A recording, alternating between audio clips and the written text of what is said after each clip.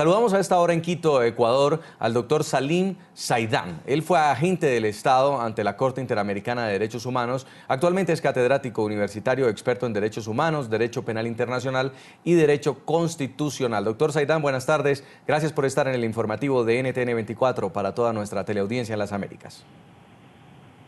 Buenas tardes, Jason. Un gusto estar en su programa. Un saludo también para Andrea.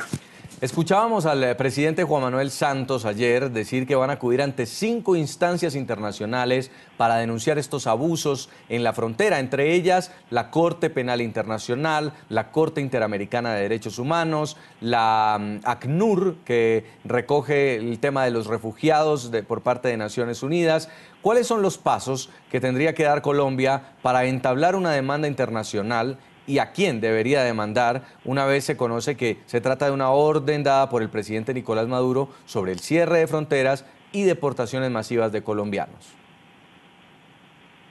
Yo visualizo 3 mecanismos del derecho internacional público que podrían ser activados por parte del gobierno colombiano para reclamar este hecho ilícito internacional que se podría configurar a partir de la deportación masiva de colombianos del territorio venezolano. El primero es porque se configuraría un crimen internacional, específicamente el crimen de lesa humanidad constante en el artículo 7, numeral 1, letra D, del Estatuto de la Corte Penal Internacional. En este artículo ustedes tienen descrito como un crimen de lesa humanidad la deportación. La deportación, sobre todo cuando es forzosa de la población, ¿sí? Para que se configure este crimen internacional se necesitan varios elementos. Como anexo a este estatuto se encuentra justamente un documento que se denomina Elementos de los Crímenes Internacionales. En este anexo ustedes van a encontrar 5 requisitos para que se pueda configurar un crimen de lesa humanidad. ¿Cuáles son estos requisitos? Primero, que el autor haya sido deportado o trasladado por la fuerza. Es decir, se podría reclamar por aquellas deportaciones forzosas, no por aquellas voluntarias, por la salida voluntaria del territorio venezolano.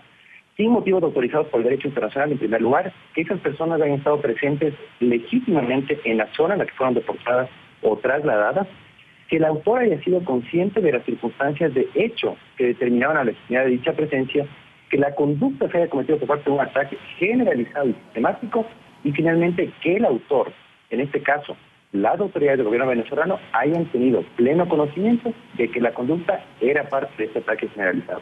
Esa es una posibilidad. La otra es reclamar ante la Corte Internacional de Justicia o la otra es presentar una comunicación interestatal ante la Comisión Interamericana de Derechos Humanos, como lo hizo Nicaragua, Ecuador en su momento, Nicaragua sin éxito, Ecuador con éxito, para reclamar justamente por el ataque de Angostura. Es decir, señor Saidán, que sí es viable lo que ha puesto sobre la mesa el presidente Santos, tanto de ir, como usted lo ha dicho, a la CIDH y a la Corte Penal también internacional.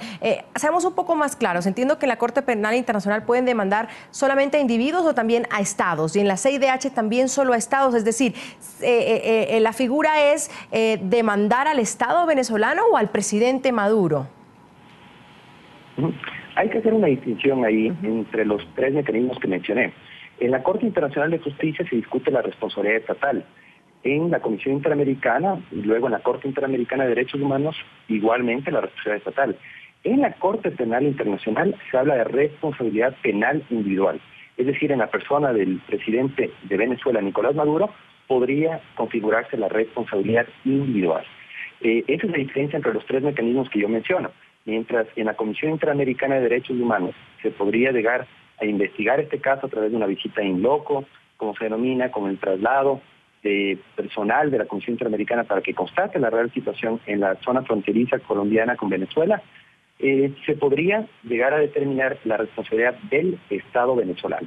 En la Corte Internacional de Justicia se habla de hechos ilícitos internacionales cometidos por los Estados, mientras que en la Corte Penal Internacional, luego de la investigación que tiene que hacer el fiscal, se puede llegar a determinar la responsabilidad penal individual de Nicolás Maduro en caso de que se determine la existencia de un crimen de lesa humanidad. Ahora, señor Saidán, La Corte Interamericana de Derechos Humanos y la Comisión Interamericana de Derechos Humanos hacen parte de la Organización de Estados Americanos.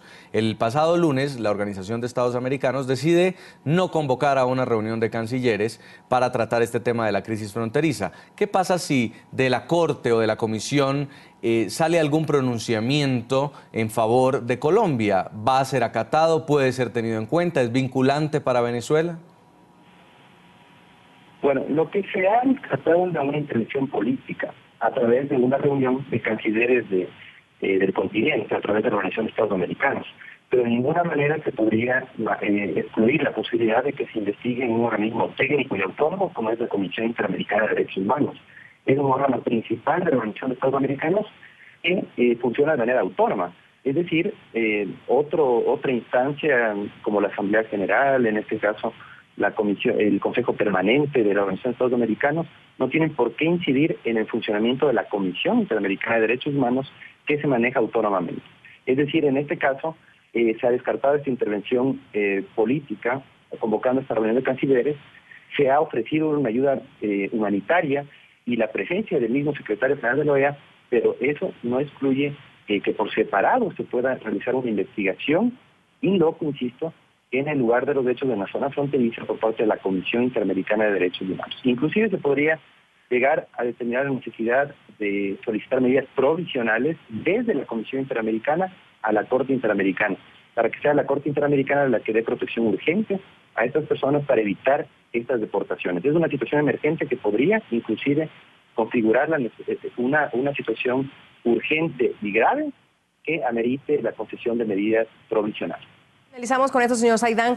¿Qué tiempo se pueden tomar? Porque entendemos y lo hemos visto y lo hemos reportado incluso, los dictámenes de la CIDH toman sin duda su tiempo.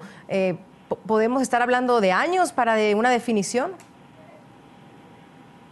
Así es, los procesos de la Comisión Interamericana toman algunos años. Lastimosamente, la Comisión no ha demostrado agilidad en el despacho de las causas y esto podría demorar entre 2 o 3 años.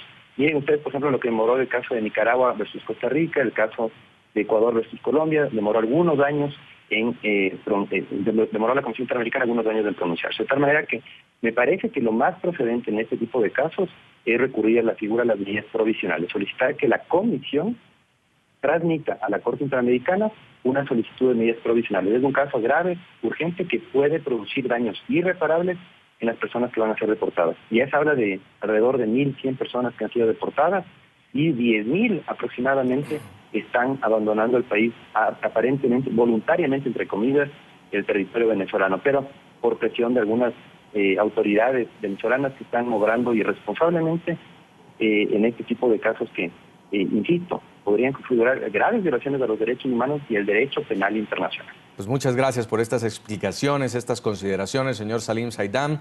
Él fue agente del Estado ante la Corte Interamericana de Derechos Humanos y actualmente es catedrático universitario experto en derechos humanos. Muy amable por haber estado con nosotros.